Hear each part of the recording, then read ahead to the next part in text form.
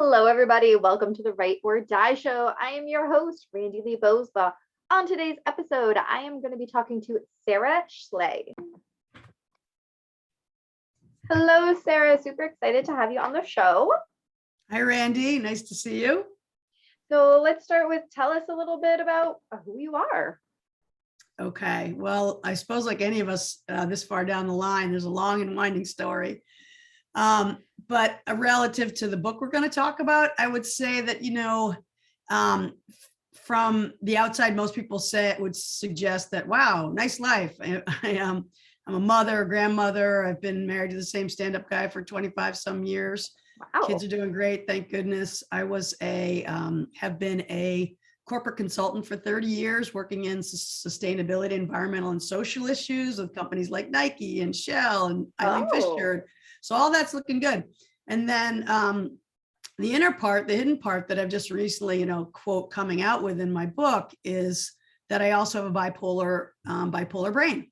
And I'm on what I now understand is I have a bipolar spectrum brain, specifically bipolar 2. So that's the undercurrent of my story that's also been with me for 40 years next month. Wow. And for those who are watching our show or listening right now, what is bipolar and specifically bipolar 2?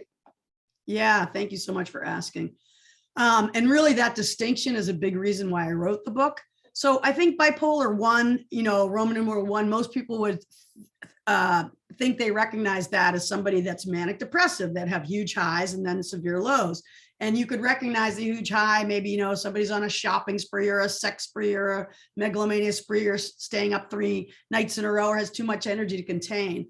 And then goes into a dark, severe depression. And that kind of bipolar is actually relatively easy to diagnose because a clinician would see, oh, super high, super low bipolar. Yeah. What I have on the bipolar spectrum is a little bit more subtle, you might say, in that you don't recognize that classic high. I don't have a history of mania in any way. I have what people would say is high energy, like a lot of my friends. I can get a lot done when I'm feeling well. But a doctor, clinician, a therapist, psychiatrist would not, on the first hit, diagnose me probably as bipolar. Yeah. So, but what there does exist, as I've come to understand through research and good grace of meeting doctors who understand this, is that there's this whole spectrum that goes from the very obvious bipolar 1 with big mania all the way down to what you might call unipolar depression, which is dark depression without any bipolar at all. Oh, okay. Yeah. Okay. And that dark depression is most often, or I should say it this way, bipolar 2, where you don't see the big mania, is most often misdiagnosed as regular unipolar depression. Oh, okay. Which makes a lot of sense because it's hard to see those highs. Right. Or those slightly higher ones. Yeah, you don't see it. And usually what happens is you go into a doctor, psychiatrist, therapist, as I did, when you are your bipolar is flaring, meaning you're in a severe dark place, depressed place, and clinically depressed place. And so people, your psychiatrist will write a script for Prozac, or your primary care doc. What's the problem with that, Randy? Why is that a problem? Not the right stuff. Not the right stuff. It's the right stuff in certain situations. But in my case with bipolar brain, more often than not, it can be like poison. Yeah. So it ends up making you worse in my case. Not everybody, but for a lot of bipolar 2 people, the SSRIs, the traditional Prozac, Lexapro, Celexa, any of those can be a detriment to a bipolar brain. But then what happens is the mental model of the practitioner is you come in the next week more depressed because you got the wrong drug. They say, oh, she's more depressed. Let's give her more of that. Yeah. So it's a vicious cycle. Get worse and worse and worse. Yeah. And then, people are become psychotic, suicidal. And it turns out I have from Dr. Trisha Supes or Dr. Holly Schwartz, others, the research that's showing now that there's a higher incidence of suicide in bipolar 2 than in bipolar 1. Really? And most likely because I'm guessing, I don't have the data myself, but because people are getting the wrong drugs. Yeah, between the wrong drugs and that wrong diagnosis, it makes sense that there would be a higher rate of that. Yeah. And in my case, which is not unusual, unfortunately, ready for this? It took 25 years and 5 psychiatrists before we diagnosed me right. And I'm getting chills when I tell you that. In the interim, terror. And if I hadn't had the supports that I have, a family and partner, probably on the street somewhere. Yeah. And so one of the doctors that I'm referring to, Dr. Holly Schwartz, who's a professor of psychiatry at the University of Pittsburgh School of Medicine, along with Trisha Supes, are doing really breakthrough research in the whole domain of bipolar spectrum. She told me that the average diagnosis time is, you want to guess? It's got to be quite a few years. You're right. It's 11 years. 11. I was thinking in that 10 range, so I was pretty close. Yeah. And she's saying we need to get that down to 11 days. Yeah. Because 11 years is where you end up with suicides and broken marriages and broken lives. So, so part of the mission of this book is really to help people understand the distinction and then get the right help and not take 25 years. That is really good, because that's so important. My friend, actually, they had diagnosed her with bipolar 2 and put her on the wrong meds. And then as she's doing her own research and going into this, and actually, I think that maybe your book would help. She doesn't think that's actually what it is, but something, because even that can be similar looking to other things, right? And that's the thing with mental illness, mental health, however you want to word it, is that so many of the illnesses look similar. Right. I know. It's in some ways it's an art, not a science, the diagnostics. And I in my book, the first chapter says the brain is as vast as the universe and equally uncharted. Yeah. I believe that we're it's such a kindergarten level of understanding of the brain. And partly that's maybe because of the stigma and the prejudice, and we don't get enough research into mental health and brain issues. So we want to end that stigma too, as I'm sure you do. Exactly. That's why we do the show. Actually, where I live, some of the city councilors are trying to get mental health, an emergency order, saying it's like an emergency response for mental health specifically right now where I am, because it is really, really high. And our mental health system here sucks. Yeah. Where do you live? I'm in Ontario, Canada, kind of by Niagara Falls. Yep. Oh, I would think the Canadians would be on top of this. We are on top if you've got a stroke, a heart attack, you need surgery for your cancer, you need to have given labor to a baby. We are on top of that. But when it comes to mental health, and I think it goes along with what you were saying, between the stigma, lack of research, there isn't enough resources for that. Right.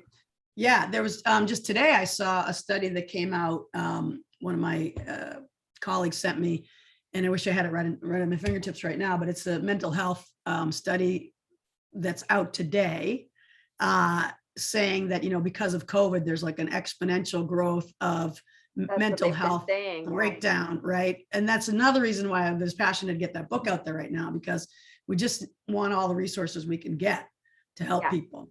Well, exactly. It's so important. And people don't realize, this is part of that stigma that we're talking about, is that if someone has mental health, that doesn't make them a bad person or like somebody you need to avoid. Like, you don't have to cross the street and avoid them. And that's part of that stigma, is you think mental health and you think crazy, this person's insane, but we're just regular people.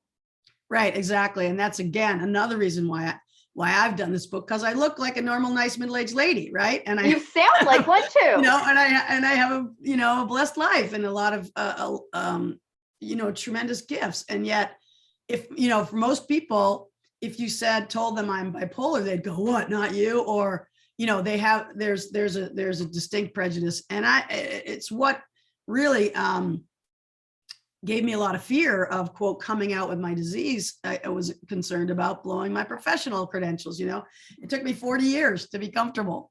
Yep. And finally am now. And I have to tell you, it's a big relief to be telling the truth to everybody. Yeah.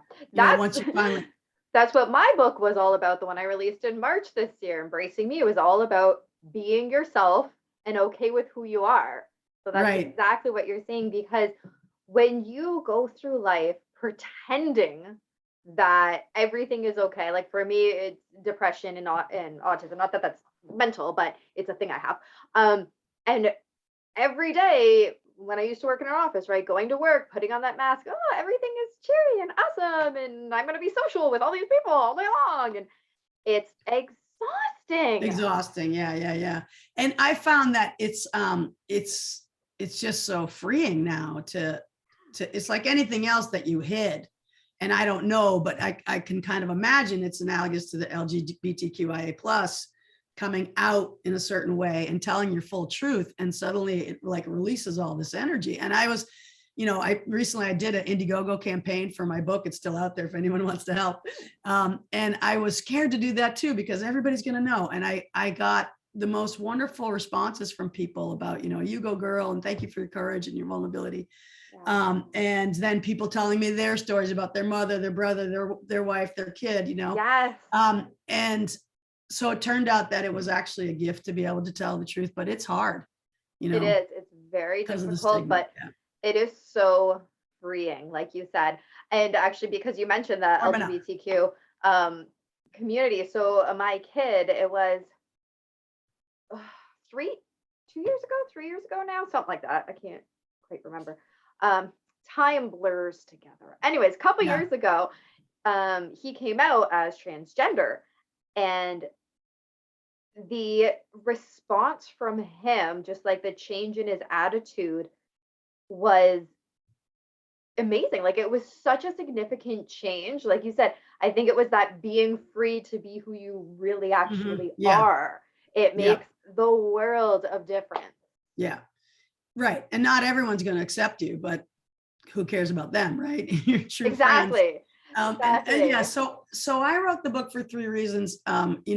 One, end the stigma. 2, save lives, because if people understand this distinction between bipolar 1 and the spectrum, we can save some lives. And 3, and to reduce suffering. And the reduce suffering part is, a lot of practices that I've developed over the years. You probably have too. Yeah. Which, I call them practices for healthy brain. Ooh, I But, like that. on physical, emotional, creative, and spiritual, like my acronym is PECS, physical, emotional, Okay. creative, and spiritual, and all the things you can do to either prevent or mitigate, your brain challenge. I say that I have a lot of respect for my bipolar brain. Yeah. And by the way, I don't say I'm bipolar, because I'm not. I have Okay. many other parts of my identity. I have a bipolar brain. And I'm Yes. using those semantics on purpose also as, to destigmatize. Because, if you had a liver disease or you had diabetes, you wouldn't say I'm diabetes or I'm liver disease, right? You'd say Yeah. I'm Sara and I have diabetes. So this is what I'm trying to make this distinction. The brain is a physical organ, right? Yeah. It's not all we are. It's a thing we have. But I have a huge respect for it, because I've been down in hell many months I of say my something life. very, very similar, and I put it in my book too, because I've been saying it for years. I have depression. Depression doesn't have me. Yeah, perfect. Yeah, Right? perfect. Exactly. Exactly the same thing, just in different words. But I love that, because again, it goes back to what I was saying before. You cross the street because that person's crazy. Meanwhile, they have one issue that's making you think that that entirety is who they are. But that's just one part of who they are. That's not everything about them. And I mean, there's this one gentleman where I live, and he has something. I don't know what he has. I'll admit, I've never had an actual conversation with him, but I don't cross the street when I see him. And there are some people, because he's often barefoot and mumbling to himself and sometimes yelling to himself. And there are people, and I'll see these people, and they will give him a very wide berth. And Yeah. I don't, like, if I'm walking on this side of the street and you're walking on this side of the street, we're still walking on this side of the street. Yeah. Yeah. I sit there, but the grace of God go I, and I could be that person. So, Exactly. yeah. So in my, in the reducing the stigma part of the book, I refer to, again, with respect to LGBTQIA, bipolar pride, Okay. because bipolar pride, because, and it's just like, take off the cloak of shame and claim you are a survivor. Right. And then I say, because for me, and I bet it's true for you too, Randy, like 4 things that have developed for me. One is, non-judgment, compassion. I'm not judging that guy in the street, because I could be him, right? Yep. Another is gratitude, because every day that my brain is healthy is a good day, man. Today is a beautiful day. Actually, before you Um, do 3 and 4, that okay. gratitude thing is so important. So on my TikTok, I'm obsessed with it now. But every day I've been doing what am I what am I grateful for in the morning? Well, Yeah. usually I try to do it in the morning, it's not always. But it like today was I'm grateful I have food. Because there was a Yeah. time that I had to go to the food bank and I didn't always have food in my fridge. And so being grateful for small things. It's not about these giant things that we have to be grateful for, but appreciating all of those small little things that we have. And the sad part about this is that every time at the end of my TikTok, I say, "What are you grateful for?" And nobody has commented yet. Really? I Oh, know it's wow. very Yeah, no, upsetting. gratitude practice is huge. That's one of my packs. It's Okay. under spiritual. Yes. All right. So should I say the other two Yes. and then we Yes. can go back to packs? So what we said, I said gratitude and compassion. The other two that I think are, one is emotional fearlessness. Oh, Like you've got it too. You can come to me with any, I think so far, any pain, heartache, brutal experience, and you will not scare me because I've been there. yeah. Right. So there's no challenge that you can bring that's going to scare me off. I don't think. As you know, I do some kind of coaching practices. I was been an executive coach, that kind of thing. And people bring stuff to me and bring it on. So Yep. I think emotional fearlessness comes from this too, because you've been to hell and back. And then the last one is discipline. Okay. Because of my practices for health, because of my respect for my brain and its capacity to go down to hell, I am uber disciplined about the pecs. So, diet, exercise, sleep, et Yeah. cetera, et cetera, et cetera, yoga. And people who don't know me will say, wow, you're like my North Star for discipline. And I'll be like, yeah, because you don't know what's on the other side of this if I don't do it. It's true. So I think it's helped with that dedication to, good practices, behavioral practices that support your brain. And that's a really good point again, because when you find something that you know does work for you, you have to keep it up.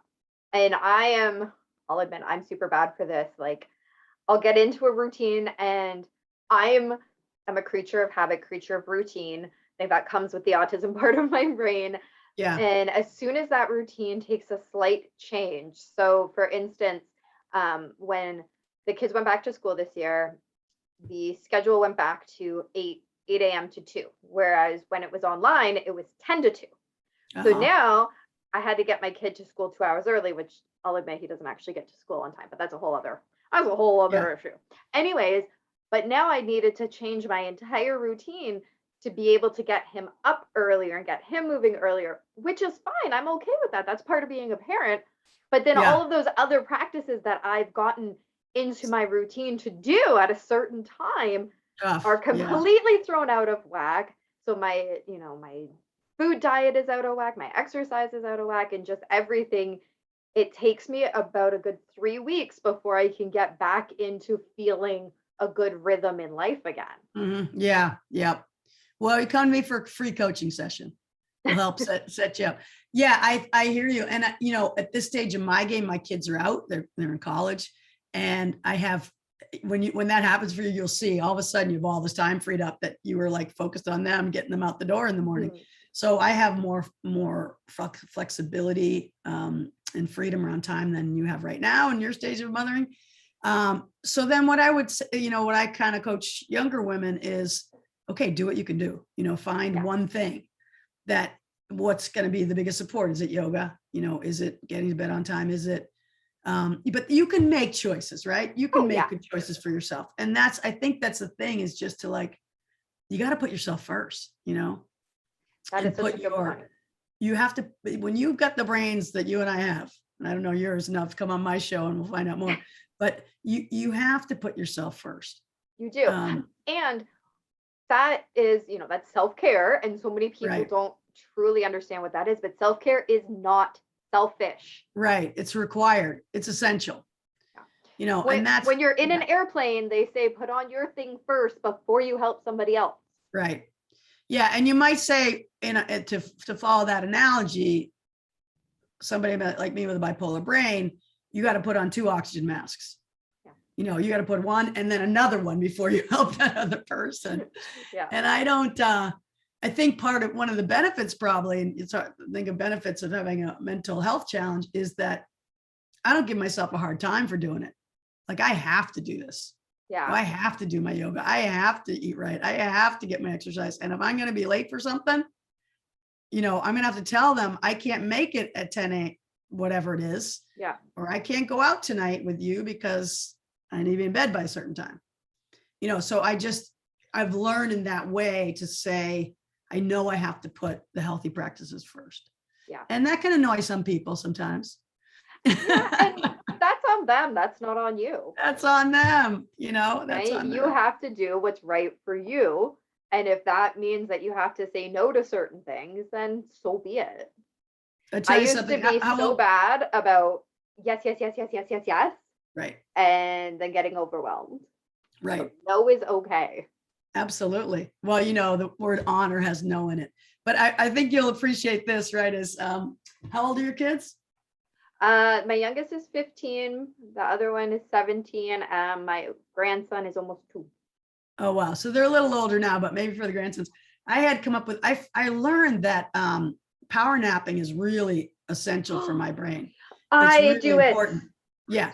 And there's research about that. It's like, I tell people the way I've understood it, or a good metaphor was it's like taking a vacuum cleaner and sucking the metabolic waste out of your brain, and 20-minute power nap is awesome.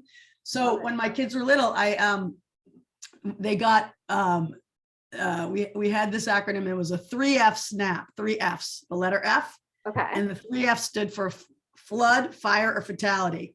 Unless it's a flood, a fire, or fatality, don't wake up mom. I'm going to use that. I like that. You gotta use 3F. I use napping as part of my self-care, and actually in the show's merch store, merch store, there we go. One of the designs has like a little cartoon cat, because I've done a book about a cartoon cat. So it has a little cartoon cat. It says napping is my self-care. Beautiful. So I should come up with a bumper sticker. I need a bumper sticker that says 3 Fs. Yeah. And now, after a while, they would, like, one of my kids, they'd protect me. They'd say to dad, they go, Dad, mom's on 3 Fs. Don't bug her. Hey, you've got them trained. It's perfect. But that's huge. I mean, look at that. It's not a big investment. It's 15 or 20 minutes. Yeah. Say yes to yourself for 15 or 20 minutes. For me, it's like between 4 and 6 p.m. Right. And I can feel myself getting like annoyed, short-tempered, Yeah. And if I go down and make dinner right then, I got to be pissed off and like react to somebody. So I'll say, sorry, guy, 3 Fs. And then when they got a little older, they'd be like, Mom, do you need a 3 Fs right now? They started to recognize when you needed. You got it. Exactly. That's I do. awesome. I'm overwhelmed. That is awesome. Yeah, I definitely have that same thing. And at first I used to just go and I'd nap because I thought, okay, I'm just tired. I'm going to go nap. But it's so much more than that. It's like you said, you start to feel irritable. I start to almost have like foggy brain. Like it's exactly. Okay, I know I have these things to do. They're on my to-do list. I know how to do them, but I can't do them. Like I can't get my brain to do them. Yeah. And I made a TikTok about this a while ago, but so I was taking a nap the one time. And it was a weekend, and my mom comes in. I was laying with the dog, and I was in that like half awake, half asleep spot. And my mom talks to the dog that I'm laying with. He goes, "Oh, is Mama lazy? She taking a nap?" And in my head, I'm like screaming because I'm still quite asleep, but I'm screaming, "I'm not lazy. I need a reset. I need this right now." And it took me a long time because that's the way I was raised, right? Sure. And that's that mindset of a lot of my mom's generation. Sure. You're taking a nap because you're lazy. You gotta my dad go. My dad, who would have been 101 today, he lived to 97. He used to say, work, work, work, think later. Yeah. Which also meant rest later. And okay, understood. They're immigrants, they didn't have the luxury, but it's only 15 minutes, right? You're going to be so much more efficient. You're going to be so much nicer. Yeah. But I think one of the interesting things for me, and I don't know if you have this experience, like before I had this respect for my bipolar brain, because I didn't really know what was going on. Yeah. I would just override that feeling. If I was feeling exhausted, if I had executive, function reduced, I would just override it, push. Yeah. And that turns out to be a disaster. Yeah. For your bipolar brain or anybody's brain, probably. Now I notice it and I don't override it. Exactly. Yeah. That was the exact same thing with me, is because I'd have that voice of mom going, "Oh, you're lazy." So I override it, like you said. And if I was like, say I was working on my next book or something, I just have to rewrite everything I did because it was awful. Like Right, exactly. it I wasn't know. working. My So secret to success is I have a hammock practically in every room. You can get like a $30 hammock. You can put it like a screw into the wall. Somebody yeah, who's a little handy and knows where the studs are. I have one indoors because I find it's sort of like Pavlov's dog. When I get in the hammock, I fall asleep. yeah. So I go to my hammock and I'm like, okay, shut the door, 3 Fs. Yeah. Yeah. I have like a napping position. It sounds weird, but I don't sleep like this at night. But when I go Right. for a nap, I'll sleep on my stomach when I go for a nap. I do not sleep on my stomach when I go to bed at night. I absolutely hate sleeping on my stomach at night. But if it's a middle of the day nap, sleeping on my stomach is like the perfect thing. By I the way, don't know. hydration is another thing, of course. Always have your water bottle with you. Yes. Um, I don't yeah, have no, one like I handy. have the same thing. I have a napping position too. But it's it's funny because you went to there was a study in the New York Times a few years ago, where the highest concentration of people over 100 years old, and they found them on this little Greek island. And there were a number of things they had in common, but one was everyone took a full hour nap every afternoon, right? Mediterranean. So they associated naps with longevity. I'm okay with that. That is amazing. I love it. So tell us about this book and where people can get their hands on it. And I know you're Okay. going to show us the cover of it. Can I show it to you now? I'm so proud of this Yes. cover because it just came out and I'm so pleased with it. Okay, the book's name Brainstorm, from broken to blessed on the bipolar spectrum. Brainstorm from broken to blessed on the bipolar spectrum. And brainstorm, of course, a play on words, brainstorm, and there's a storm in my brain. So I had this vision. I'm not an artist and I can't barely draw a stick figure, but I had this vision in my mind of like darkness, stormy, lightning moving into the light. So here's what the artist came up with. And it looks amazing, everybody. I've already seen it. Can you see it now? It looks so good. Yes. And so, okay, I'm going to describe this for everybody that is on the podcast and can't visually see this. So, okay, there's like this cloudy lightning-esque vibe cutting diagonally through the middle of it. And the top right portion of it is this beautiful bright blue sky, some fluffy cloud, monarch butterfly. And then that bottom left corner is that storm. And it's still a really nice hues of blue. I love how it's all like hues of blue. And it's got water at the very bottom. So it's like on an ocean almost, which is what I always picture when I think of a storm. It's got some lightning and dark clouds. Yeah, it looks amazing. right. Thank you so much. And I'm really pleased with it. And it's when you're not an artist and you see the visual that you wanted to have. Yes. I'm also proud of the testimonial on the top. It says masterful, poignant, and inspirational from Dr. Holly Schwartz, the professor of psychiatry at the University of Pittsburgh School of Medicine. As I mentioned her earlier in the hour, I think she's highly accomplished doctor in the bipolar spectrum world, and along with her colleagues, a sort of mission reason for being to help people understand the distinctions and save lives, and doing it through a very sophisticated research-based double-blind studies, 500 peer-reviewed, that kind of thing.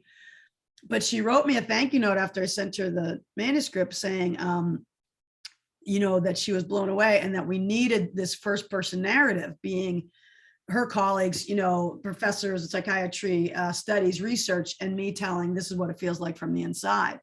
And I wanted someone, a reader, to have a sense that, oh my gosh, I'm not alone. Someone understands what it's like inside my brain, which I didn't have when I was going through this until I read Kay Jamison's book, An Unquiet Mind, which is about bipolar 1. And Dr. Schwartz said, that's exactly what you did. She says, you did Kay Jamison for bipolar 2. The first person narrative, I'm so moved and proud. And then further, if we have time, I'll tell a quick story of my son's friend. So my kids are 19, twins, and Sam was a freshman last year during COVID, crazy as that is. And he read the book cover to cover right before he left. And I was so honored that my teenage boy would read it. And then about a month into school, he said, Mom, can you send me a copy? I think my new best friend Jamie said it's okay to use his name, has what you have, might have what you have. So I sent, of course, I was moved by that, sent him a copy of the book. And then Jamie and I became friends and I met him. And he said, I was in tears by page 3 for the first time someone understood what it was like inside my brain. He almost quoted what I had wanted to do. Page 3. Yeah. And he's this terrific kid and he's doing well now. I'm so grateful. So, so anyway, that's what I'm hoping to accomplish with the book, which is coming out in December. 2 months after many, many years of working on it. Yeah, that is amazing. And where will people be able to get their hands on it? Thank you for asking, Randy. So it is, if they go to my website, which is just my name, my author website is www.sarahschley.com, and I'll spell it out. It's Sara, S-A-R-A, no H, Schley, S-C-H-L-E-Y, sarahschley.com. And when you go there right away, it'll say, sign up here to be the first to know about when Brainstorm comes out. Or if you're listening to this, after sometime late December, you probably can get a copy of the book there. So, I got 5 pages of testimonials from people reading early manuscripts, doctors, therapists, friends, colleagues. So it's pretty wonderful. Yeah, I'm really, really happy. That's amazing. And where can people follow you? Oh boy. Uh-oh. I'm old. I'm not great on social media, but I am on LinkedIn, right? My name, Sara Schley. I am on Instagram, probably same thing. Or if you just go to my website, sarahschley.com, then you can sign up and then you'll be on my newsletter and that would be great. And Perfect. Then you'll find out everything we're doing. And also on sarahschley.com, I've got a bunch of blogs. Okay. And many of them are excerpts from the book, so you can get a feel for what it's like. Yeah. Wonderful. And those links will be down in the description below. So you can beautiful. Thank you. Yay. Very easily click on the link. I find it's Fantastic. A lot easier just to give it to people. I love that. Yeah. Thank you so much. That's great. This was so exciting. Thank you so very much for being on the show. And we'll have to talk again. All right. Thank you, Randy. I really appreciate you and wish you well, you and your family. And read the book and let me know what you think. So again, those links to get a hold of Sara's book are going to be down in the description below. So be sure to check those out. And I got to say that cover was beautiful. Like, wow, I'm blown away at how amazing that cover looked with those blue hues and everything. Loved them.